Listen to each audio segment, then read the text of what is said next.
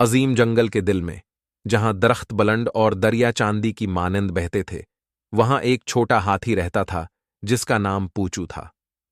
पूचू अपने झंड के दूसरे हाथियों से छोटा था। इसके दोस्त बड़े ताकतूर और तेज थे, लेकिन पूचू अपने बड़े दिल, तजस्सुस और हौसले के लिए जाना जाता था।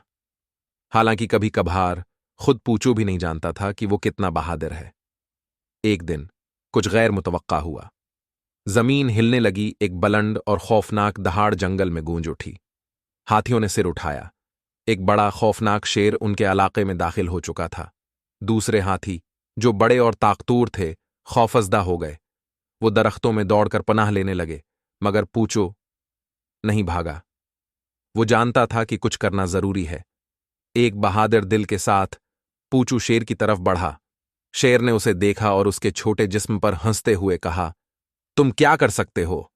लेकिन पूचू पीछे नहीं हटा। उसने अपने सेंग को बुलंद किया और जोर से सीटी मारी। उसकी आवाज जंगल में गूंज उठी। दूसरे हाथियों ने पूचू की आवाज सुनी। वो रक गए और देखने लगे। पूचू की बहादुरी ने उनमें उम्मीद पैदा की।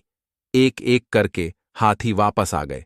वो एक दूसरे के साथ खड़े हुए, और इसी लम्हे पूचू ने यह समझा कि सच्ची ताकत साइज से नहीं, बल्कि इस बात से आती है कि आप सही के लिए खड़े हों। झंड की यकजाती को देखकर शेर ने समझा कि वो अकेला नहीं लड़ सकता। इसने पीछे हटना मुनासिब समझा और जंगल में वापस चला गया, फिर कभी वापस नहीं आया। इस दिन के बाद पूचू सिर्फ छोटा हाथी नहीं रहा, वो बहादुर छोटा हाथी बन गया, जिसने जंगल को यह सिखाया कि साइज का कोई फर्क नहीं पड़ता। सच्ची बहादुरी हर दिल में होती है।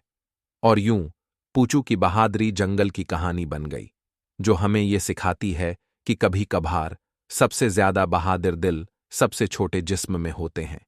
ये कहानी एक दिल को खुश कर देने वाले पैगाम पर मबनी है, जो न सिर्फ छोटों बल्कि बड़ों के लिए भी फायदामंद है।